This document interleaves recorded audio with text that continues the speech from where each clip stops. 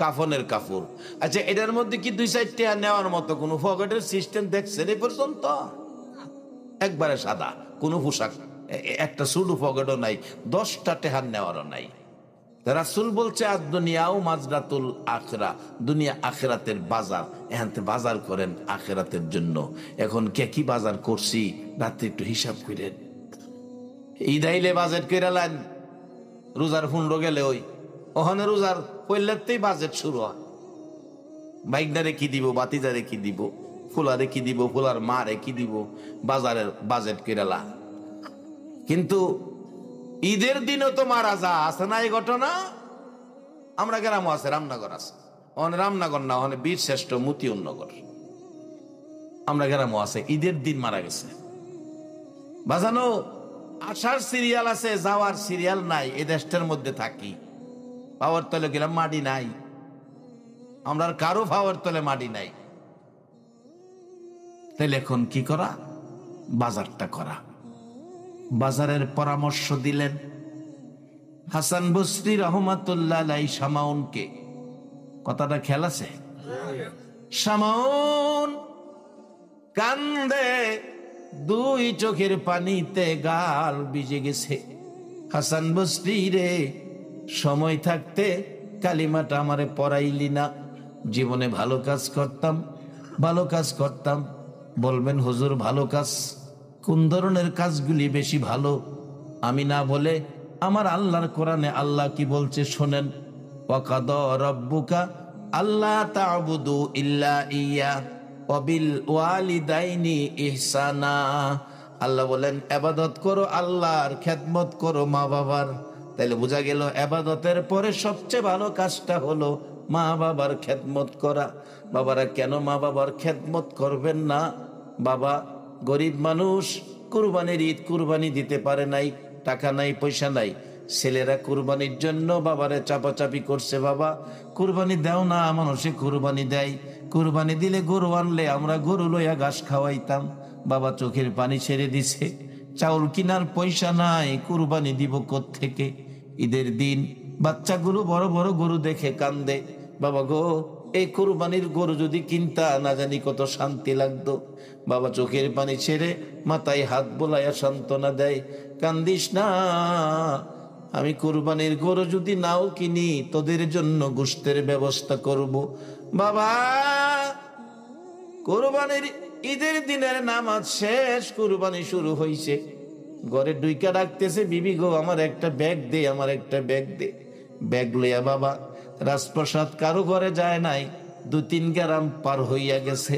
যারা কুরবানি দিছে বাবা ব্যাগটা লইয়া কুরবানি দাতার ঘরের দুয়ারে এতিমের মতো হাত বাড়াইছে।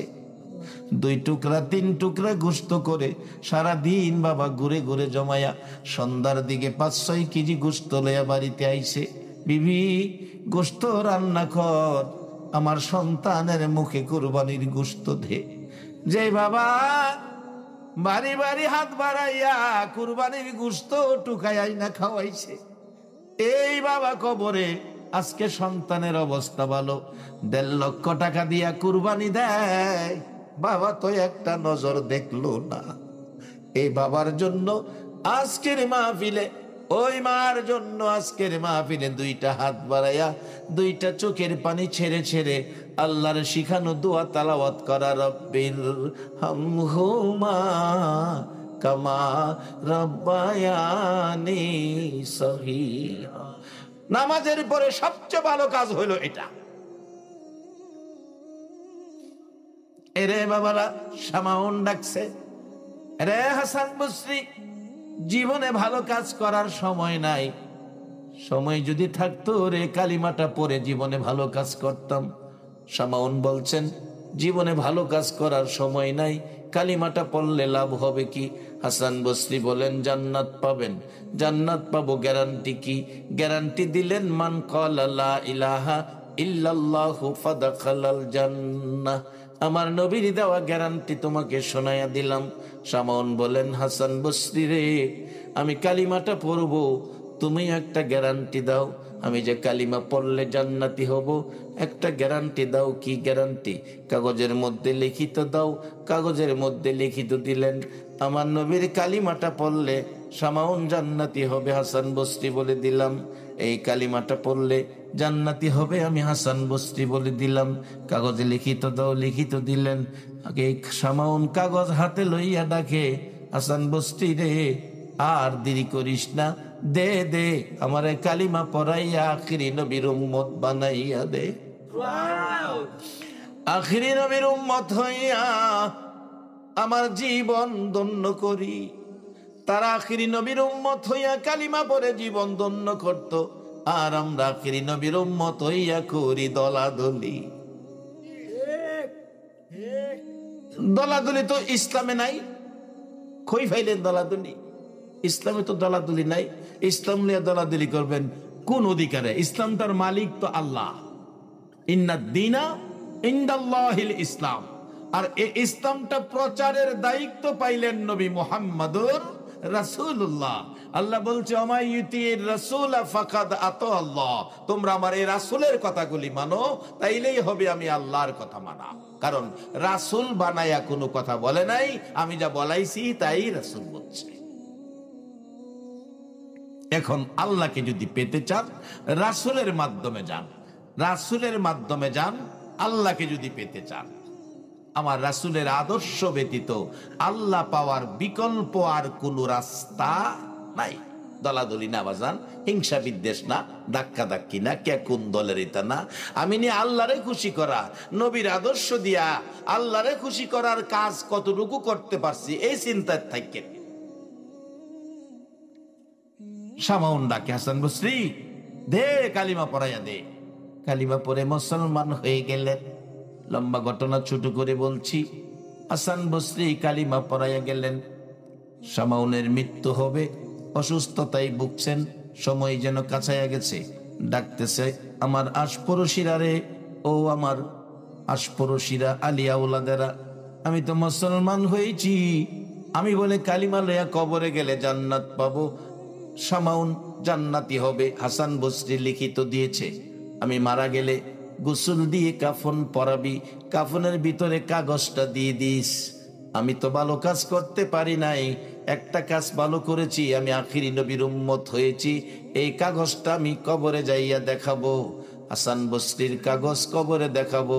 সামাউনের মৃত্যু হয়ে গেলে কথা মতো গোসল দিয়ে কাগজটা কাফনের ভিতরে দিয়ে কাফন করে জানাজা পড়ছে। জানাজা শেষে দাফন করেছে কবরে।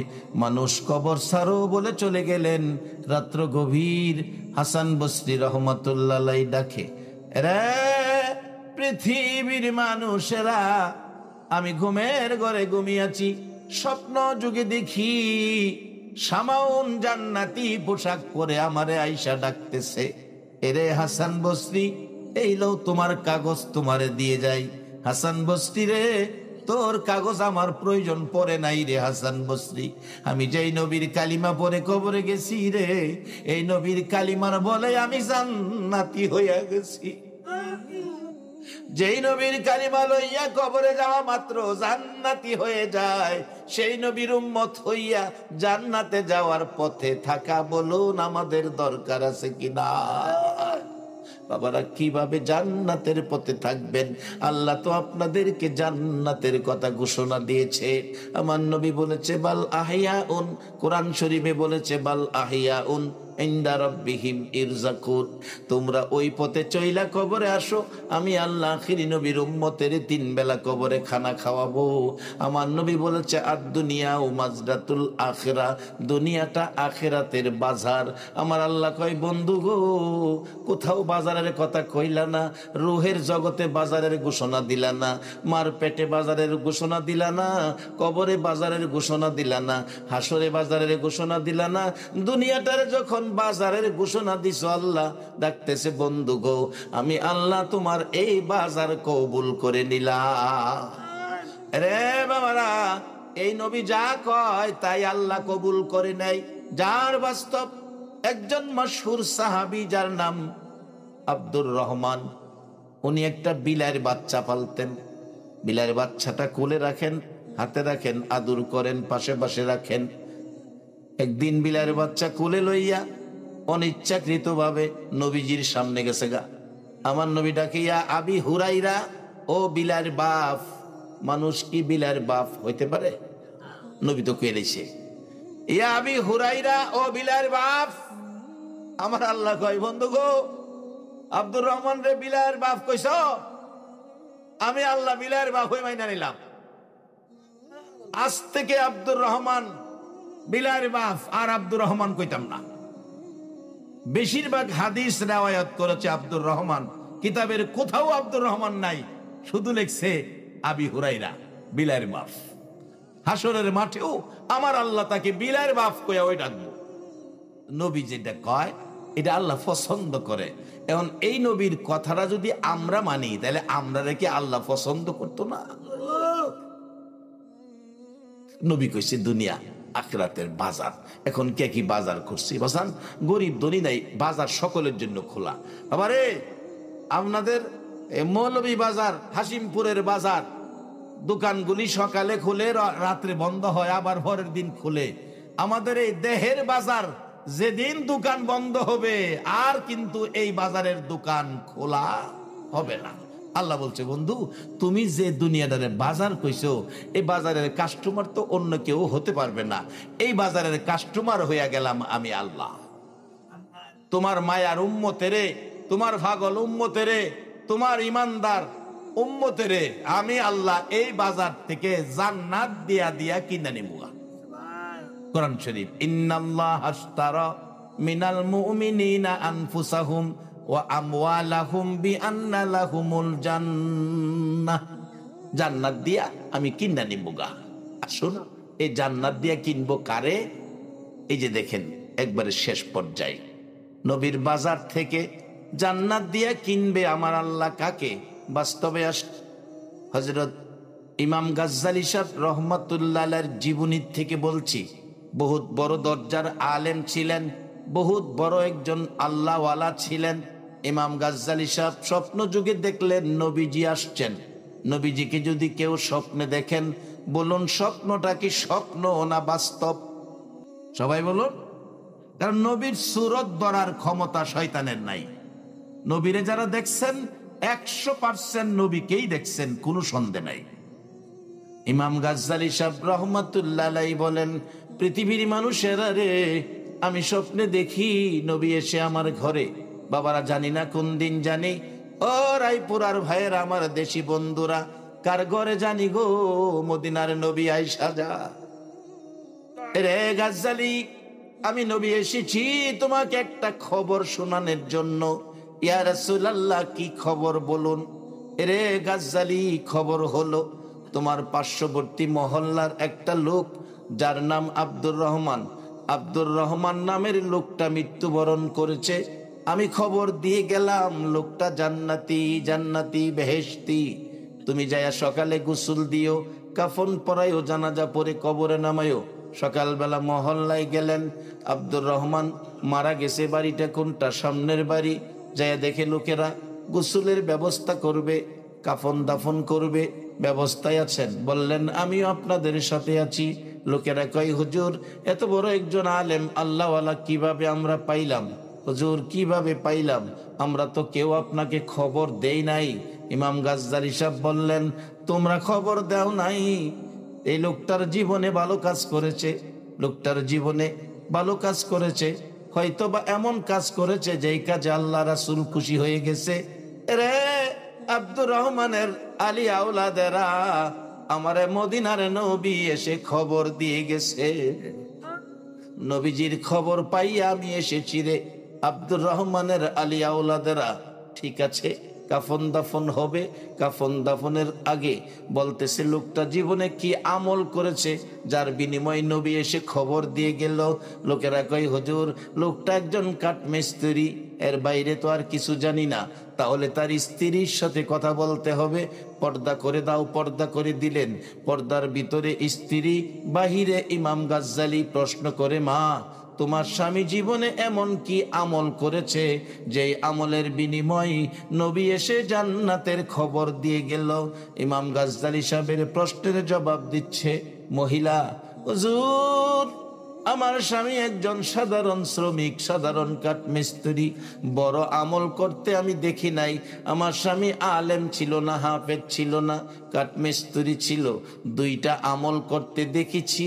এই দুনিয়াতে বাজার করেছে দুইটা বাজার, দুইটা সদাই। কি বাজার করেছে, কি আমল করেছে? হুজুর আমার স্বামী কাঠ মিস্ত্রি, কাঠের কাজ করবে। দুইটা কাঠ কোনো কোনো জায়গায় একত্রে জোড়া দিতে হয়, জোড়ার পরিবেশ করে জোড়ার মাঝখানে লোহা তার কাটা মারবে। লোহা তার কাটা মারার জন্য হাতুড়ি উপরের দিকে উঠাইছে, আঘাত করবে। হুজুর এমন সময় যদি মসজিদের মিনারায় আল্লাহু আকবার ডাক পড়ে যায়, আমার স্বামী আল্লাহর কসম গো পিছনের হাতুড়ি আর সামনে আনে না, পিছনের হাতুড়ি পিছনে চাইরা দেয়, দৌড়াইয়া মসজিদের মেহমান হইয়া যায়। একটা আমল। হুজুর আর একটা আমল দেখছি কি, আমার স্বামী কোরআন পড়া জানতো না, কোরআন পড়া জানতো না, কিন্তু কোরআনের মহব্বত আমার স্বামী ছাড়তো না।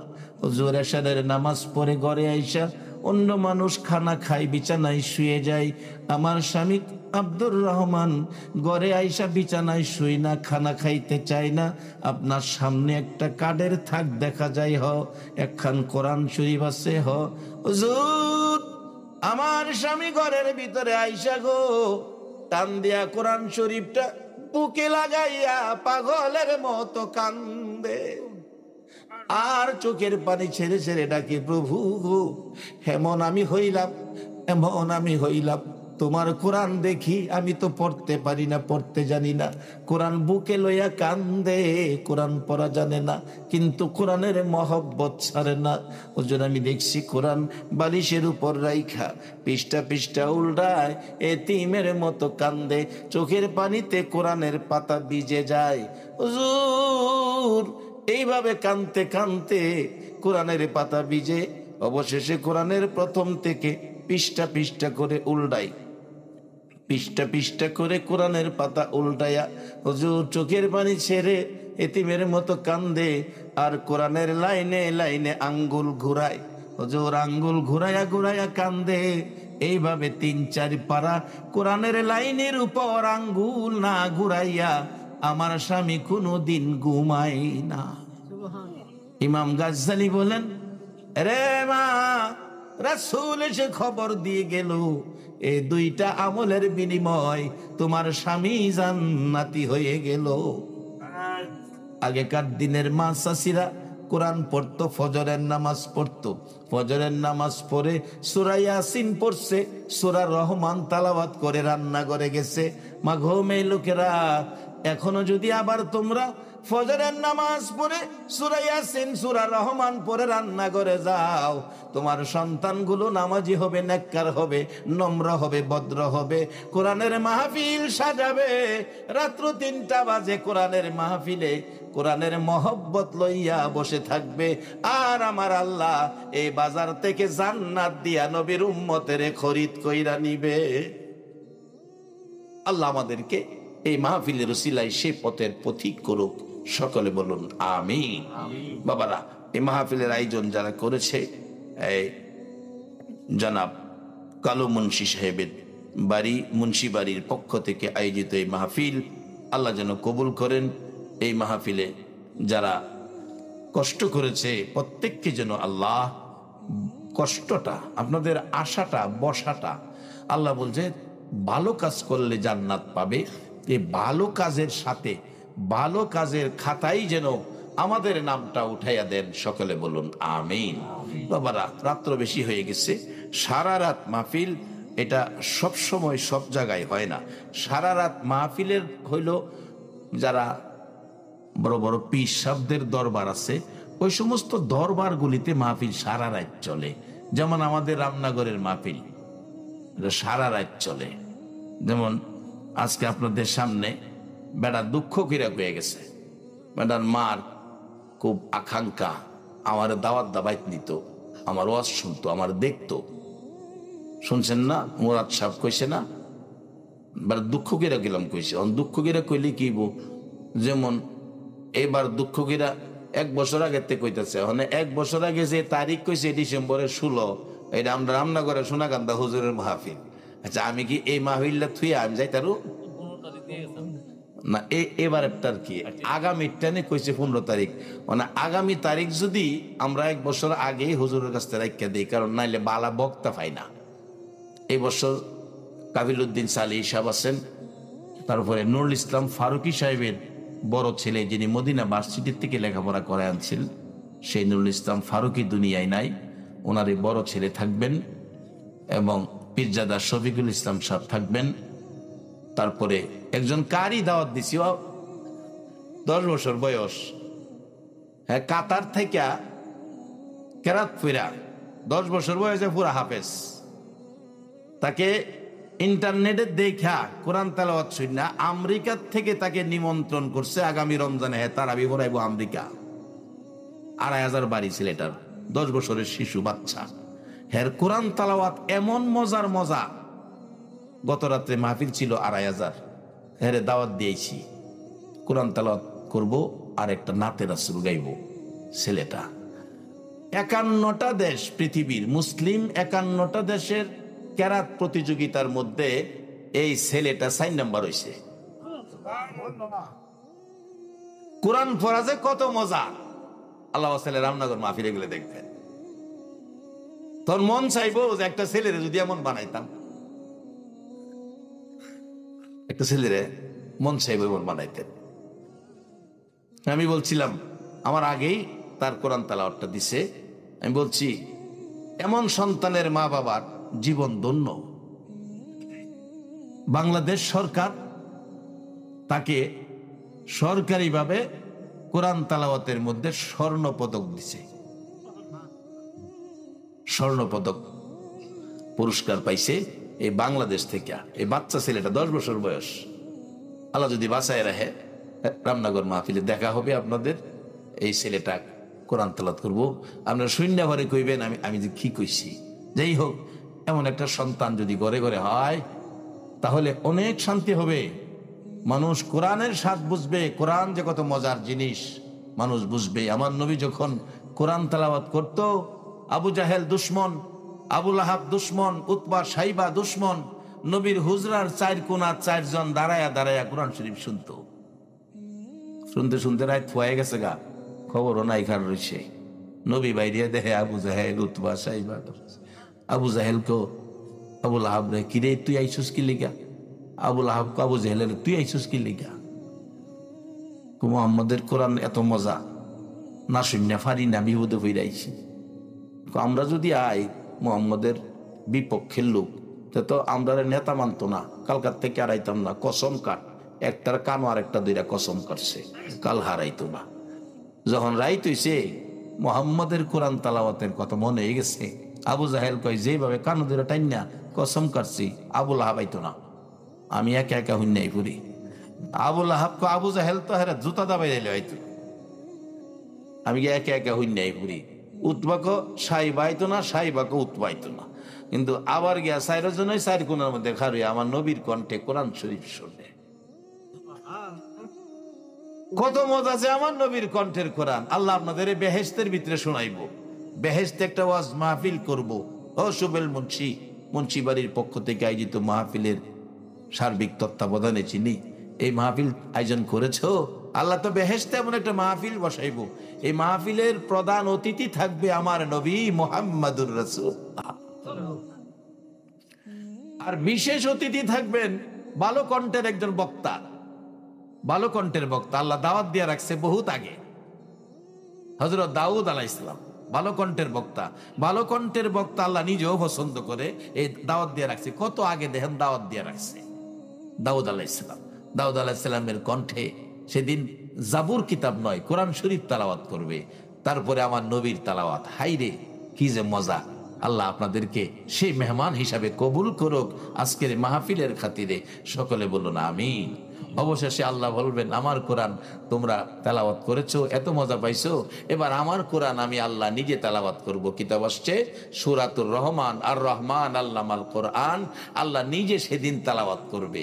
কারণ কোরআন যে কত মজা। আল্লাহ আমাদের কোরআনের পক্ষে কবুল করুক। কোরআন পড়া জানে না, কোরআন বুকে লইয়া কান্দে, আঙ্গুল কুড়াইয়া চোহের পানি ছাইরা জান্নাতি হয়ে গেছে আব্দুর রহমান। নবী নিজে বলছে, ইমাম গাজ্জালি সাহেবের মাধ্যমে এই দরজাটা এখনো খোলা আছে, আমরা সেই জান্নাতি হব। আসুন এই কোরআনের আলোচনাগুলো, আজকে যে আলোচনা হয়েছে, আগেও যা আলোচনা অন্যান্য উলামায়ে কেরাম করেছে, আমরা সবগুলি আমল করব। সকলে বলুন আমিন। আসুন দোয়া করি, মহব্বতে দুরূদ শরীফ পড়ুন। আল্লাহুম্মা সাল্লি সাইয়্যিদিনা মাওলানা মুহাম্মদ ওয়া আলা আলি সাইয়্যিদিনা মাওলানা মুহাম্মদ।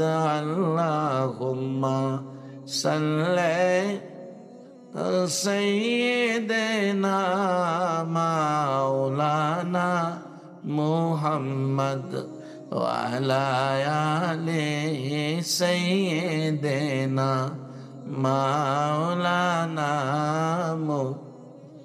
ওগো নবী শুনেন আপনি, আমরা সবাই গুনাহগার, রোজ হাসরে আমাদেরকে করে নিয়েন আপনি পার। আল্লাহুম্মা সাল্লি সাইয়্যিদিনা মাওলানা মুহাম্মদ ওয়া আলা আলি সাইয়্যিদিনা মাওলানা।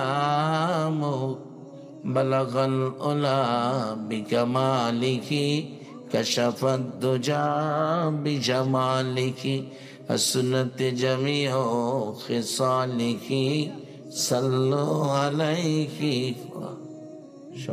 অনুমতি দেন, দোয়া করুন। জি, আসুন দোয়া করি। সভাপতি সাহেবের অনুমতি পেয়েছি, এই শেষ রাত্রে আল্লাহ দোয়া কবুল করবেন। রাত্র যত বেশি, বান্দার সাথে আমার আল্লাহর সম্পর্ক তত বেশি। এই শেষ রাত্রে ডাইক্যা মানুষ আল্লাহর অলি হয়। আল্লাহ যেন এই মাহফিলের সকলকে অলি বানাইয়া দেয়। সকলে বলুন আমিন। আল্লাহ যদি আজকের মাহফিলের সকলকে অলি বানায় দেয়, আল্লাহর কোনো ঠগ হইব? আল্লাহ ইচ্ছা করলে পারেন, ক্ষমতা আছেন। আল্লাহ সকলকে অলি বানিয়ে দেন। জি জি জি, দোয়া করবো, এমপি সাহেবের জন্য দোয়া করবো। মাঘো মেয়ে লোকেরা, যে ঘরে রঙের শাড়ি পরে বউ হইয়া ঢুকছিল গো মা, একদিন তো এই ঘর থেকে তোমার সাদা কাফনটা দিয়া বাড়ি কিনে দিব। একদিনও কবরে গিয়া তোমার খবর কেউ নিত না। কাজেই কোরআন শরীফ পড়ো, নামাজ পড়ো, ভালো কাজ করো, নবীর মহব্বত। কারণ মহিলারাই নবীরে বেশি আগে চিনছে, মহিলারাই মহব্বত বেশি করছে। তোমরা নবীকে মহব্বত করো। আসুন দোয়া করি, সকলে দোয়ায় শরীক হন। আল্লাহুম্মা আমিন। একটা ডাক দেন, আল্লাহুম্মা আমিন। মাঘো মেয়ে লোকেরা হাত বাড়াও। রাজপ্রাসাদের মুন্সিবাড়ির মাহফিল দ্বিতীয় বার্ষিকী বিদায় হইয়া যাইতেছে। রব্বানা যালামনা আনফুসানা ওয়া ইল্লাম তাগফির লানা ওয়া তারহামনা লানাকুনান্না মিনাল খাসিরিন। রব্বিরহামহুমা কামা রব্বায়ানি সগীরা। রব্বুল আলামিন, আমি গুনাহগার গো, আমি গুনাহগার। তোমার মায়ার বান্দাগুলো লইয়া এ গভীর রাত্রে তোমার দয়ার কোটে হাত বাড়াইছি। তোমার দয়ার কোটের আসামি আমরা রে তুমি ফিরাইয়া দিও না রে আল্লাহ। জানিয়া না জানিয়া, ইচ্ছা অনিচ্ছায়, প্রকাশ্যে গোপনে যা গুনাহ করেছি, আজকের মাহফিলের খাতিরে মাফ করে দাও আল্লাহ। আরেকটা দরখাস্ত করি, তুমি রাগ হইও না।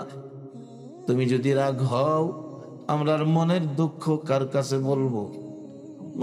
জানি না এই মাহফিলে যারা হাত বাড়াইছে কার জানি বাবা নাই রে। ও বাবা, কুরবানির ঈদে সন্তানের 2 টুকরা গোশত খাওয়াইবা, বাড়ি বাড়ি যায় হাত পাচ্ছ।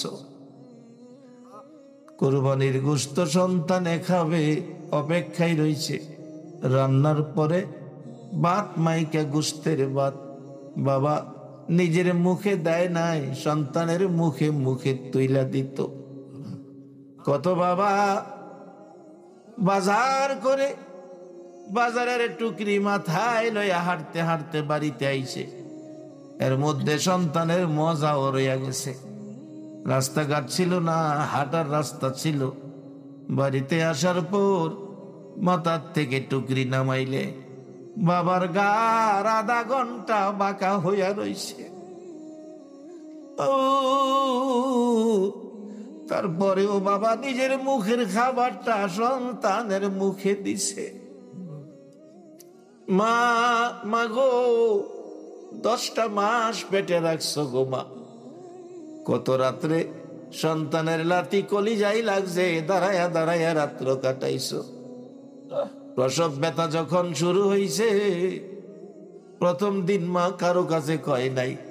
দ্বিতীয় দিনের ব্যথা মা জিহ্বা কামড়ায়া সহ্য করেছে। তৃতীয় দিন মা জ্ঞান হারা হইয়া গেছে। কত কত মা প্রসব ব্যথার যন্ত্রণায় কলিজা ফাইটা কবরে গেছে। সন্তান ভূমিষ্ঠ হলে মা জ্ঞান হারা হয়। কান্নার আওয়াজ শুনলে মার জ্ঞান ফিরে যায়। মা 2টা হাত বাড়ায়, কই আমার সন্তান আমার কোলে দে। মহিলারা বলছে গোসলটা করাইয়া তোমার কোলে দিব। মা জবাব দিত, মহিলারা রে, গোসল না, আমার কোলে দে। 10টা মাস কষ্ট করছি রে, আমার জাদুমণির 2টা গালে 2টা চুমা দিব, আমি মার সব ব্যথা বুইলা যাইব। মা জীবনে কত রাত প্রস্রাবের ভিজা জায়গায় শুইয়া শুইয়া ঘুমাইছে রে, সন্তানের আরামে সুখ না জাগাই রাখছে। মা সন্তান কুলে পায়খানা করে দিছে, অন্য মহিলারা নাকে কাপড় দিয়া দূরে চলে গেছে দুর্গন্ধ। দরদি মা জীবনে একটা দিন নাকে কাপড় দিল না রে আল্লাহ। মার নাকে সন্তানের পায়খানার দুর্গন্ধ লাগে না। এই দরদি মা বাবা যার কবরে গো, আজকের মাহফিলের খাতিরে তাদের কবরগুলো জান্নাতের বাগান বানাইয়া দাও। এ আল্লাহ, আজকের মাহফিলের আয়োজন যারা করেছে, ও মাবুদ, মুন্সিবাড়ির পক্ষ থেকে আয়োজিত মাহফিল, আল্লাহ এই বংশের যারা কবরে, সকলের কবর জান্নাতের বাগান বানিয়ে দাও। এই মাহফিলের যারা শ্রোতা হয়েছে গো, এ রাত পর্যন্ত যারা কষ্ট করেছে, তাদের বংশধর্মই মুরব্বী যারা কবরে, সকলের কবর জান্নাতের বাগান বানাইয়া দাও। মাবুদ, আমাদের থেকে তুমি আফত বিপদ আযাব গজব দূরে সরাইয়া রহমত বরকত শান্তি দ্বারা ভরপুর করে দাও।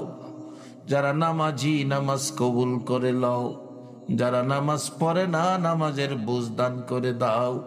যারা ব্যবসা করে ব্যবসায়ী বরকত দাও, যারা চাকরি করে পদোন্নতি দান করে দাও। আল্লাহ, যারা বিদেশ থাকে সকল বিদেশিদেরকে সহি সালামতে রাখো গো আল্লাহ। যারা বিদেশ যাবে মনের আশা পুরা করে দাও। আল্লাহ, মা বোনদেরকে রাবিয়া বসরির মতো বানাইয়া দাও। সাদা দাড়িওয়ালা মুরব্বীগণকে আবু বকর সিদ্দিকের মতো নবীর আশেক বানাইয়া দাও। যুবকদেরকে ইমাম হাসাইন হুসাইনের মতো সত্যবাদী বানাইয়া দাও। আল্লাহ, আমার রায়পুরা থানার উপর তোমার রহমত বর্ষিত করে দাও। রায়পুরা থানার জমিনের নিচে যত মুমিন মুমিনাত ঘুমিয়েছে, সকলের কবর জান্নাতের বাগান বানাইয়া দাও। মাবুদ, এই মাহফিলটা তুমি কবুল আর মঞ্জুর করে লও। আল্লাহ, এই মাহফিলে যারা আসছে আসবে, মাহফিলে পরিশ্রম কষ্ট করেছে। আল্লাহ মুন্সিবাড়ির পক্ষ থেকে আয়োজন করা হয়েছে। যারা এই মাহফিলে আসছে গো, সকলকে তুমি একটা রাত্রে আমার নবীরে ঘুমের ঘরে স্বপ্নে দেখাইয়া দাও। নবীজিকে স্বপ্নে দেখাইয়া আমাদের কলিজা ঠান্ডা করে দাও। এ আল্লাহ, খাস করে এই মাহফিলটা তোমার কুদরতি হাতে দিয়ে গেলাম। দ্বিতীয় বার্ষিকী মাহফিল বিদায় হইয়া যায়, কিয়ামত পর্যন্ত মাহফিলটা কায়েম রাখো গো আল্লাহ। আল্লাহ, এই পর্যন্ত যা আলোচনা হয়েছে আমাকে সহ সকলকে আমল করার তৌফিক দাও। মাহফিল শেষে যারা যেখানে যাবে মান সম্মান ইজ্জতে সহি সালামতে জায়গায় জায়গায় পৌঁছাইয়া দাও। ইয়া আল্লাহ, দোয়া চেয়েছে মাননীয় এমপি মহোদয়, উনি অসুস্থ, আল্লাহ ওনাকে সুস্থ করে নেক হায়াত বাড়াইয়া দাও। এইভাবে যত বিমারি আছে গো, আমি নিজেও অসুস্থ রে আল্লাহ, আমাকে সহ সকল বিমারিকে তোমার কুদরতি চিকিৎসা দ্বারা শেফা করে দাও। সাল্লাল্লাহু তাআলা আলা খায়রি খালকিহি মুহাম্মাদি ওয়া আলা আলিহি ওয়া আসহাবিহি আজমাইন বিহাক্কি লা ইলাহা ইল্লাল্লাহু মুহাম্মাদুর রাসূল।